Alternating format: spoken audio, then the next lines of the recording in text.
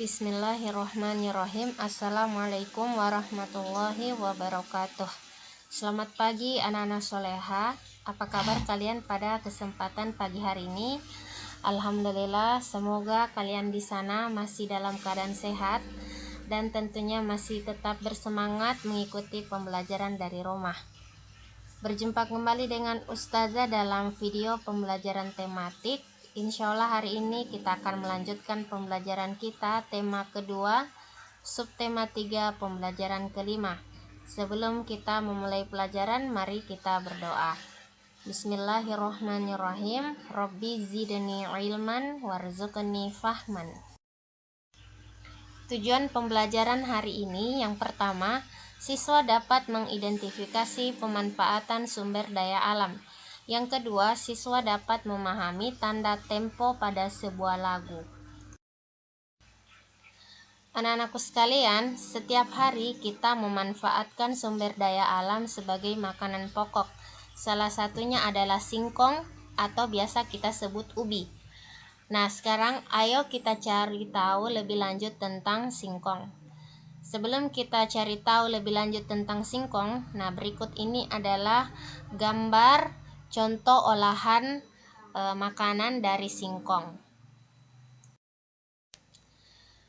Indonesia merupakan daerah tropis yang kaya akan hasil sumber daya alam. Salah satunya adalah singkong.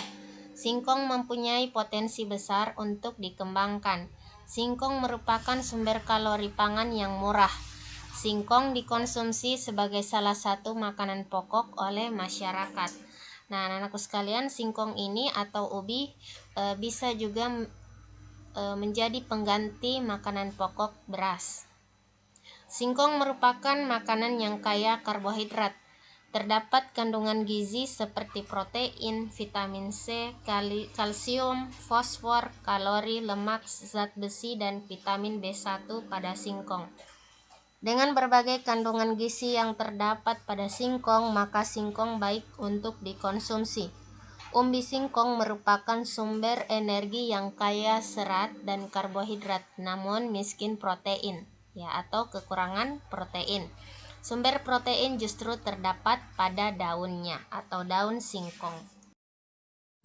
Hampir semua bagian pohon singkong bisa dimanfaatkan, mulai dari umbinya hingga daunnya. Umbi singkong biasanya hanya diambil dagingnya saja untuk digoreng atau direbus, serta dijadikan tepung tapioka atau tepung terigu. Bagian daunnya dijadikan sebagai sayuran, dan bagian daun dan kulit bisa dijadikan sebagai makanan ternak. Singkong dapat digunakan sebagai sumber karbohidrat di samping beras. Selain itu, dapat pula digunakan untuk keperluan bahan baku industri seperti tepung tapioka. Di sekitar kita banyak sekali makanan yang diolah dari singkong, misalnya keripik singkong, comro, misro, getuk, tape, donat, dan lain-lain. Dan bahkan hasil olahan singkong tersebut menjadi mata pencaharian bagi sebagian masyarakat, mulai dari bentuk usaha kecil, industri rumahan, hingga pabrik.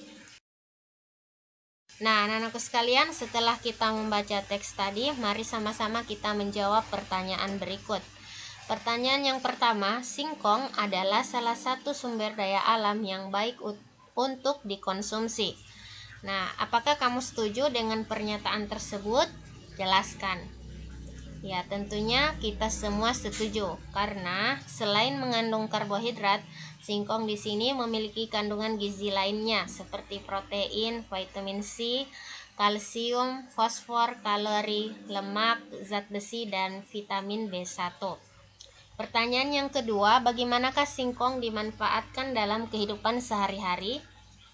Ya, jadi umbi singkong itu dapat digoreng atau direbus, kemudian daunnya dapat dijadikan sayuran, dan dapat juga dijadikan sebagai makanan ternak. Kemudian pertanyaan yang ketiga, apa saja jenis makanan yang terbuat dari hasil olahan singkong? Ya, seperti kita sudah baca tadi teksnya, ada keripik singkong, ada comro, kemudian ada misro, ada getuk, tape, donat, dan lain-lain. Kemudian pertanyaan yang keempat, bagaimana singkong dapat memengaruhi kesejahteraan masyarakat? Ya, hasil olahan singkong dapat menjadi mata pencaharian masyarakat karena ketika hasil olahan singkong itu dijual, maka masyarakat akan mendapatkan uang. Nah, anak-anakku sekalian, tahukah kamu bahwa singkong juga dapat dijadikan sebagai energi alternatif? Nah, ternyata selain dijadikan sebagai makanan, singkong juga dapat dijadikan sebagai bahan bakar alternatif yang dikenal dengan sebutan bioetanol. Bensin yang dicampur dengan bioetanol kualitasnya lebih baik. Cukup tambahkan 10% dari total volume bensin.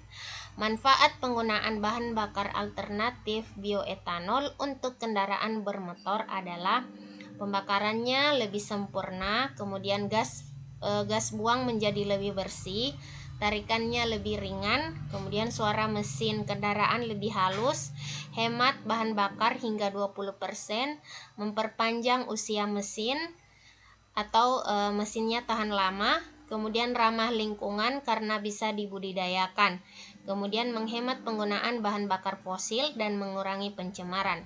Selain singkong, sumber bioetanol lainnya dapat berupa ubi jalar, tebu, jagung, sorghum biji, sorghum manis, sagu, aren, nipah, lontar, kelapa, dan padi.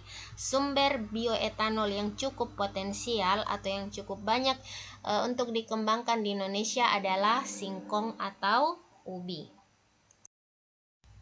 Nah, anak-anakku sekalian, kalian harus ketahui bahwa tempo adalah cepat atau lambatnya sebuah lagu. Tempo lagu pada lagu yang berjudul Kering-kering Ada Sepeda adalah allegro.